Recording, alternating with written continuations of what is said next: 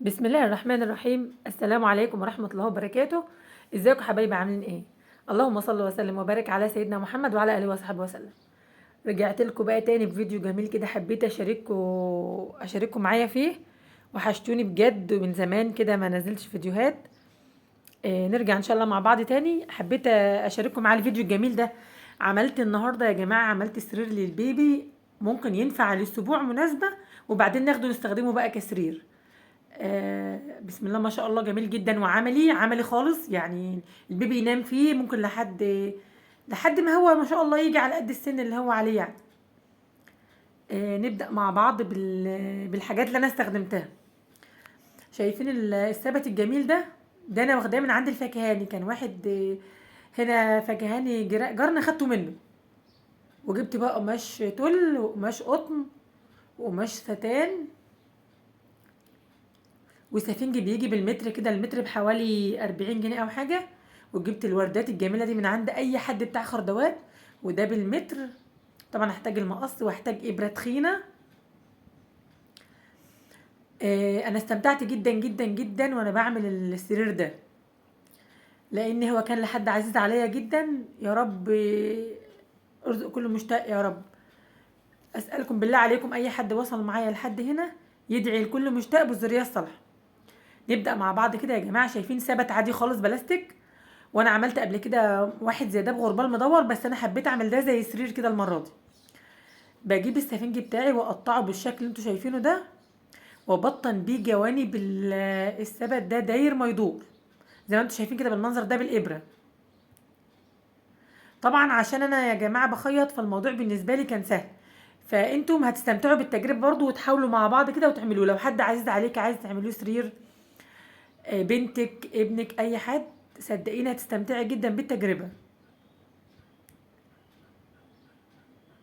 يعني انا عملته وانا كل استمتاع ليه، فرحتي بالبيبي اللي جاي اللي انا عامله له السرير كانت قويه جدا، خلتني عملته ما شاء الله. هنبطن بقى يا جماعه السرير كله بالسفنج بالمنظر ده كده. دي ابره تخينه شويه، مش الابره العاديه دي، بيسموها عندنا مسله في الفلاحين، بيخيطوا بيها الشكاير بتاعه الرز والغله والحاجات دي. فانا دي كانت عندي من ايام والدي الله يرحمه، كان عنده كتير، فانا خدت واحده انتهى عندي. سبحان الله ما كنتش اعرف انها احتاجها. كنت عينيها كده ذكرى يعني، فاحتجتها سبحان الله، نفعت جدا. ولو عندك ابره تخينه شويه اعملي بيها. طيب السرير ده يا جماعه عشان نشتريه او عشان نحاول نجيبه من بره، اكيد طبعا غالي جدا وتكاليفه باهظه. فما انت تعمليه في البيت، متهيألي اعتقد مش هيجيب ربع التكاليف اللي انت هتشتري بيها يعني. وكفايه ان احنا عاملينه بحب. شايفين خيطت ازاي السفنج؟ انا طبعا يا جماعه بحاول اعمل حاجه قويه عشان تستحمل. انا ممكن الزق بالشمع على فكره، بس مش اي حاجه بتتلزق بالشمع. طيب انا بطنته داير ما يدور بالسفنجه عشان الحرف بتاعه ما يبقاش حامي على البيبي. ودخلت فيه يا جماعه حته الخرطوم دي من الجنب، عشان هعملها للناموسيه اللي انا هغطي بيها السرير. طيب بجيب بقى القماش الستان ده او اي قماش عندك، ابطن بيه السفنج زي ما انتم شايفين كده. اللي عملته مع السفنج هعمله مع القماش. هفضل اخد كده وانا ماشيه بالراحه، والف عليه لحد ما ابطنه كله زي ما انتم شايفين بالمنظر ده كده. معلش انا عارفه ان الفيديو هيطول عليكم شويه، بس اللي عاوز ينفذ ويستفيد يصبر ويتفرج على الفيديو. وادعوا لي دعوه حلوه من قلبكم. هعمل بقى يا جماعه مرتبتين اتنين او فرشتين اتنين للسرير ده، عشان طبعا هو بلاستيك ناشف، فانا عايزاه يبقى طري وحلو على البيبي. فهعمل واحده الاول الزقها في الارضيه بتاعه السرير بحيث تبقى ثابته. وهعمل واحده مرتبه متحركه، ممكن اغسلها واعقمها واطهرها وارجع تاني، سواء كنت بغير للبيبي او ارجع عليها او اتوسخت مني. ايوه دي اللي على الوش دي هتبقى متحركه، يعني بتتشال وبتتحط، انما اللي تحت دي هتبقى ايه، ثابته. تمام. تمام. طيب هعمل ايه كمان يا جماعه؟ عاوزه اكسي بقى الخرطوم بتاعي ده بمنظر ظريف كده. فهجيب حته قماشه طويله جدا اطول منه بمراحل، واخيطها كده واقلبها عشان اكسي بها الخرطوم. شايفين؟ بحيث ادخلها في الناحيه اللي انا سايباها دي يا جماعه. انا سايبه ناحيه مفتوحه عشان ادخل منها. هوريكم بقى هعملها ازاي. هتنيها بالمنظر ده كده واخيطها، واعملها طويله جدا عشان عاوزاها تتكشكش في الخرطوم الرفيع اللي انا حاطاه ده، عشان تدي منظر جميل. شايفين؟ شويه بس تركيز في الخطوه دي كده، هي سهله جدا. خيط الشريط الستان بتاعي ده او اي قماشه عندي، برضو مش هنرتبط بقماشه معينه، خيطها لحد ما اخلصها كلها. اطول من الخرطوم حوالي مرتين مثلا يا جماعه او ثلاثه، يعني اطول من الخرطوم مرتين ثلاثه.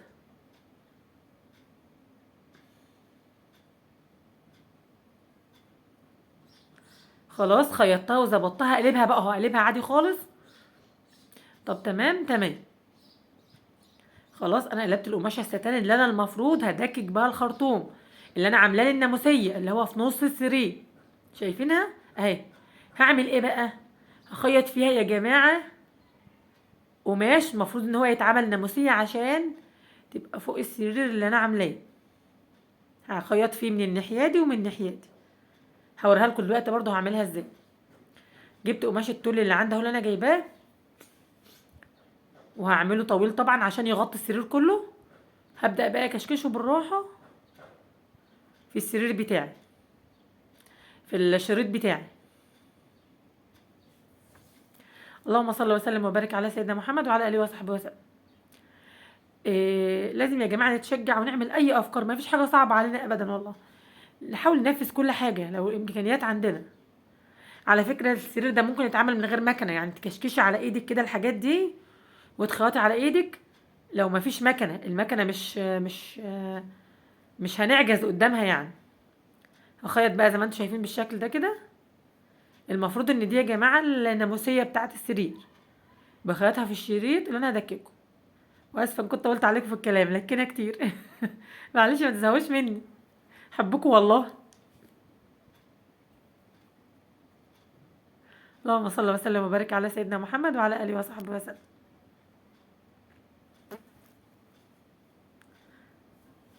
هخيط بقى لحد ما اخلص من ناحيه وارجع اخيط من الناحيه التانية. دلوقتي انا عايزاها يا جماعه ناموسيه مقسومه، فهركبها. هقسمها من النص واركبها، شايفين اهو. ركب بقى الناحيه التانية عليها بالشكل ده كده. معلش طولت عليكم عشان اوضح لكم الامور.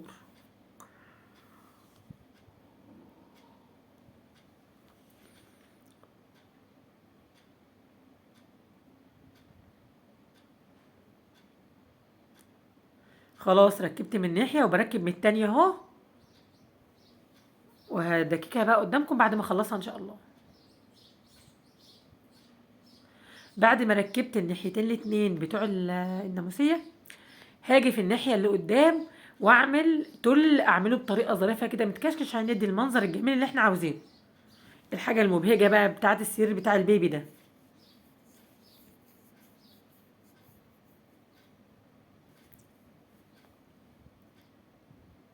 اتمنى يا رب الفيديو يكون عجبكم واستفدتوا منه. يا رب الفيديو يعجبكم يا حبايبي.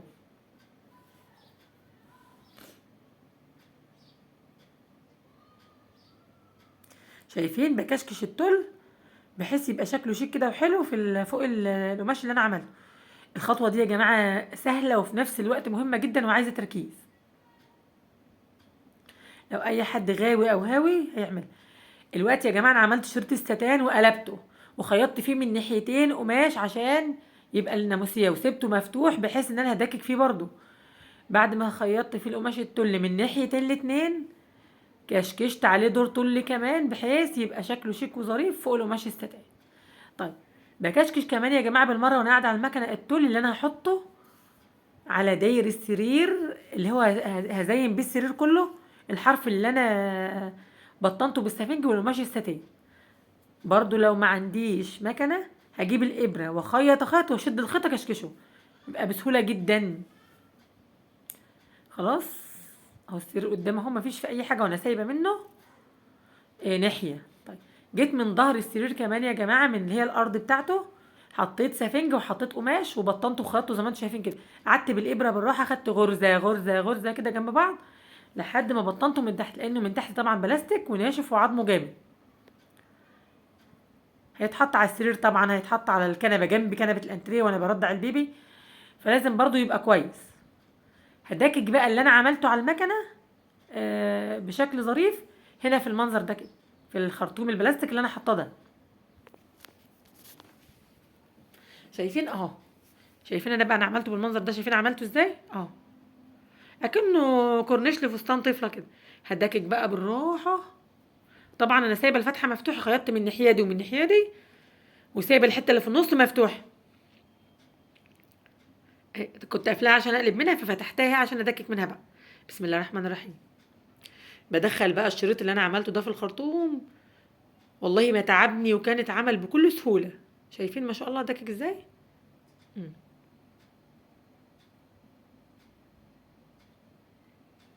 ما شاء الله بدات معالم السرير تبان اهي. يا رب يكون الصوت واضح ويكون الشرح واضح وتكونوا استفدتوا ولو حاجه بسيطه. خلاص شايفين دككت السرير اهو بالمنظر ده كده. دي بقى احاول اخيطها جامد في السفنج اللي انا عملته، وهثبتها اللي هي الناحيه التانية اللي انا دككت فيها. خلاص انا مش محتاجاها تبقى مفتوحه بقى، انا عاوزه اثبتها جامد. فهجيب برضو الابره الكبيره بتاعتي واخيط بقى واثبتها جامد. اثبتها بقى هنا، شايفين قصادها بالظبط، قصاد الناحيه التانية ما انا عاملاها اثبتها. شايفين بقى المرتبتين الجمال اللي انا عملتهم، واحده ثابته وواحده متحركه. اللي ثابته عملت لها خطوط هي عشان تبقى معروفه، هلزقها بمسدس الشمع او اديها غرزتين او زي ما انا عاوزه. ودي المرتبه التانية بتاعتي اهي، سفنج يا جماعه وكاسات قماش، الموضوع بسيط خالص. عايزه تعملي قطن، عايزه تعملي فايبر، تعملي. جينا بقى لاخر مرحله معانا اللي هي بتاعه الكورنيش اللي انا هثبته على السرير من بره. شايفين ده القماش التل اللي انا عملته كورنيش عشان اثبته على السرير بمسدس الشمع. نفترض ما عنديش مسدس شمع، هديله برضه غرزتين كده واثبته. معلش انا عارفه ان انا طولت عليكم. شايفين هلف بقى على السرير عشان يبقى بالشكل الجميل اللي انتوا شايفينه ده.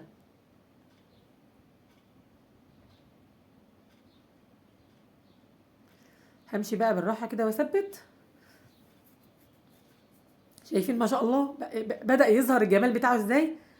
كل ما بتخش خطوه وكل ما بتحس ان انت تستمتعي بقى كده تشوفي السرير قدامك. يا رب كده تشجعوا تعملوا لحبايبكم وبالله عليكم تدعوا لكل مشتاق بالذريه الصالحه.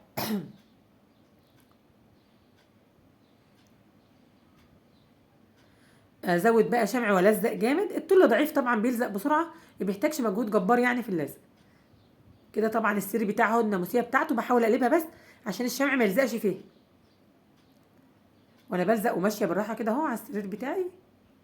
احنا بنعمل ممكن تعمليه في السبوع وتعملي بالحفله وبعدين تستخدميه كسرير بقى. هو يعني يعني بتستفادي منه من ناحيتين. عادي بينفع غربال بتغربلي فيه البيبي عادي. تشتري بقى حروف من عند المكتبه وتحطيها باسم البيبي. هو البيبي ده كان اسمه يحيى، الدكتور يحيى، ربنا يبارك فيه يا رب ويجعله من الصالحين. خلاص كده تمام. فاضل بقى التزيين بس بتاع السرير، وثابت وتقيل وكل. والناموسيه يا جماعه متحركه بحيث ممكن ارجعها ورا شويه وممكن اجيبها قدام. طيب الورد الابيض الجميل ده بيتباع عند بتاع الخردوات بالمتر، تقريبا المتر ب7 جنيه او ب8 جنيه الايام دي، كان ب5 وغلي. يا اما احط، والورد ده كنت شاريه بالواحده، كان الواحده كان غالي شويه الورد الكبير ده. هلزقه بقى على حسب الرغبه، حسب ما انا عاوزه بقى ازين بمعرفتي بقى وانا وشطارتي بقى. شايفين موضوع بسيط وسهل ازاي. لازم نكون مبدعين كده يا جماعه ونعمل ونخترع كده ونعمل حاجات حلوه. الورد صراحه فرق معاه جدا في الشكل. شايفين ده الورد الكبير وجنبه الورد الصغير، تلزق بالشمع برضو. ولو كترت الشمع واتكيتي عليه كويس بيبقى جامد وحلو، عمره ما بيطلع. اذا بقى طفل شقي ولا حاجه شده جامد يعني.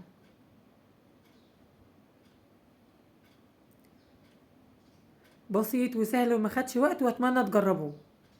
يا رب يا حبايبي يكون الفيديو عجبكم واستفدتوا منه. استودعكم الله يا حبايبي، السلام عليكم ورحمه الله وبركاته.